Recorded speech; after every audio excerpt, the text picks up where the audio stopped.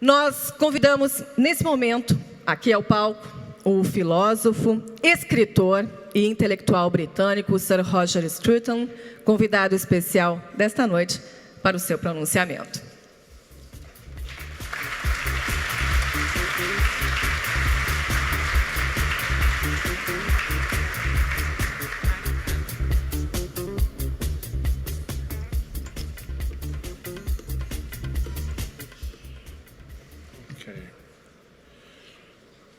Thank you very much for that introduction, and thank you all for being here to listen to me. I know you have other more important things, so I won't take too much of your time. I was asked to talk about liberalism and conservatism, and that's what I shall do. It is interesting that in today's debates, the principal opposition is that between something described as liberalism and something described as conservatism. What these terms mean is one part of the controversy. But it is also important, thank you, that they are inherited from a very different political situation than the one that is ours today. In the 19th century, the liberal was one who believed that the purpose of politics is to free the individual from oppressive and arbitrary constraints, to liberate the sources of enterprise and creativity in the economic sphere, while promoting toleration and accountability in private life. The liberal was opposed to theocratic and absolutist forms of government and suspicious of the modern state, regarding it as legitimate only insofar as its actions promoted individual liberty and safeguarded society from external and internal threat. In this understanding, liberals were opposed to state intervention in the economy and regarded the growth of the welfare state with suspicion, believing it to be an invasion of individual freedom and an attempt to transfer responsibility for the weaker members of society to an impersonal bureaucracy, so relieving individuals of a necessary burden on their conscience. Against liberalism, so defined, the 19th century conservatives, at least in the Anglosphere and also in France and Germany, believed that individual liberty, though valuable in itself, would not be sufficient to sustain the institutions of government or the necessary customs of an enduring social order. They were conscious that individual liberty is an achievement, not a natural condition of man in society, and that it comes about through specific forms of social interaction. The free individual is produced by education, not in schools and universities only, but also in what Burke called the little platoons of civil society, local clubs like this one, and ceremonies, religious fraternities, customs, competitions, festivals, and markets, all the many ways in which we exploit and celebrate our membership of the social world. Take these away, as the French revolutionaries had taken them away, and the result is not a free individual liberated from all social constraints, but the centralized state, no longer constrained by countervailing forces from civil society and governed by a paranoid suspicion of all the individuals that might at any moment revolt against it. In those days, therefore, the opposition between liberalism and conservatism was clear and well defined. Both esteemed individual liberty, but for the liberals, liberty was at the top of the agenda, the thing against which all other objects of political concern were to be measured. For the conservatives, it was a great good, but a social good, and one of many, itself dependent on customs, institutions, and traditions that should be defended against the forces, individual liberty included, which might otherwise erode or degrade them. Thus, while both defended the institution of marriage in its old form, the liberal defended marriage as an expression of the free choice of the partners who opt for marriage as a fulfillment of the relation between them. The Conservatives, however, defended marriage as a necessary institution through which society reproduces itself, and also the moral order was transferred intact from one generation to the next. For the Liberal, such an institution could be changed according to the choices of those who made use of it. Hence, in the course of the 19th century, gradually permission for divorce became a calling in politics, and all the other adjustments, right down to gay marriage today, and who knows, incestuous marriage and polygamy in the world to come.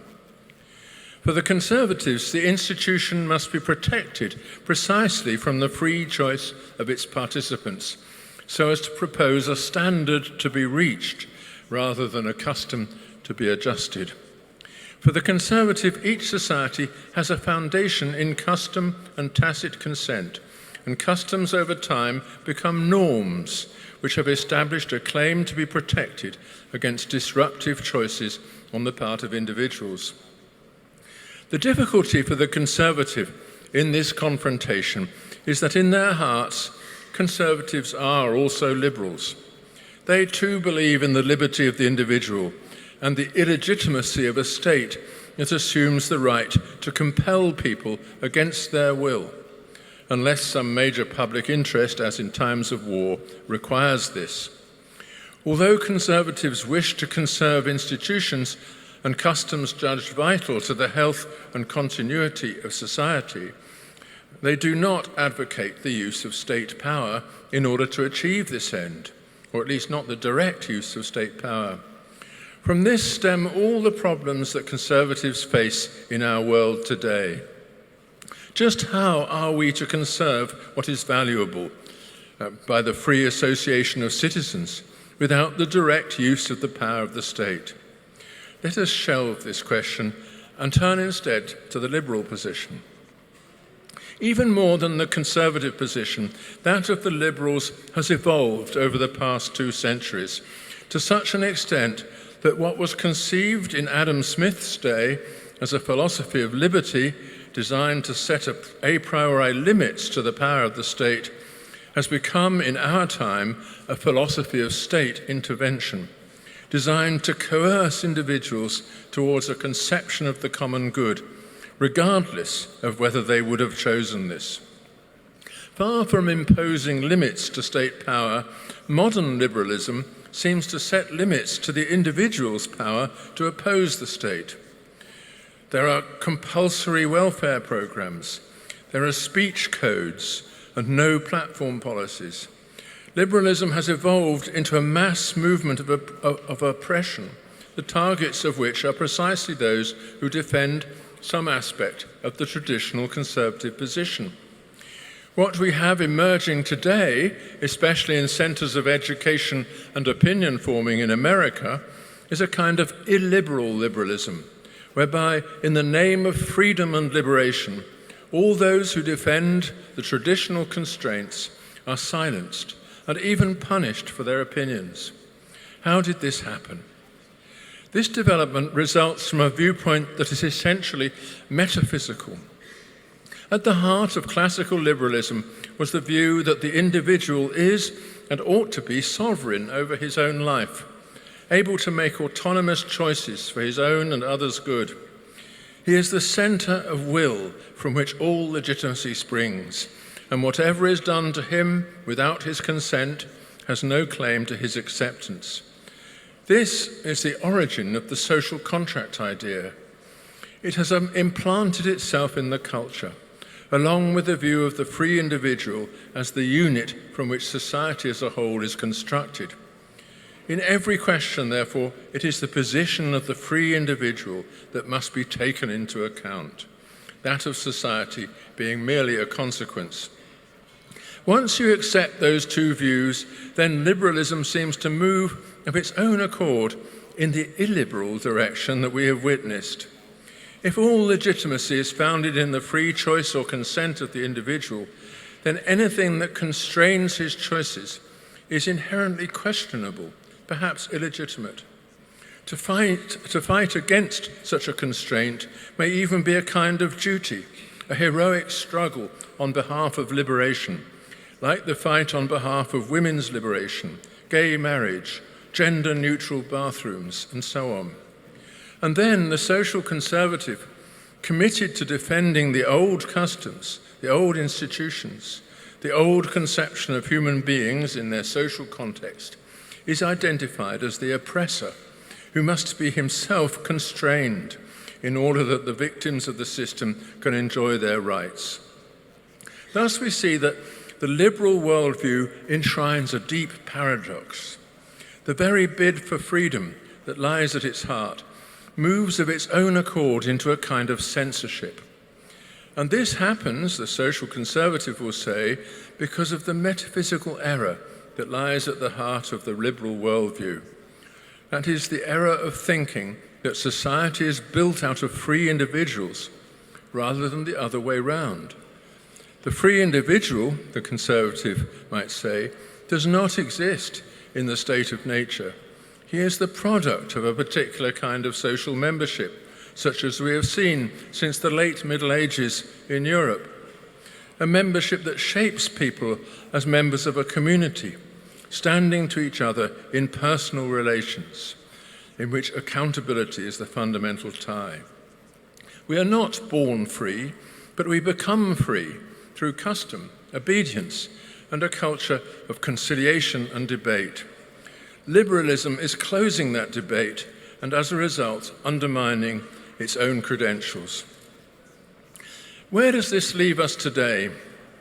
Essentially, conservatism has been forced to espouse the classical liberal position, to argue for free opinion, free expression, the right of the individual to live according to his conscience, even if that means speaking out against what has become the liberal orthodoxy.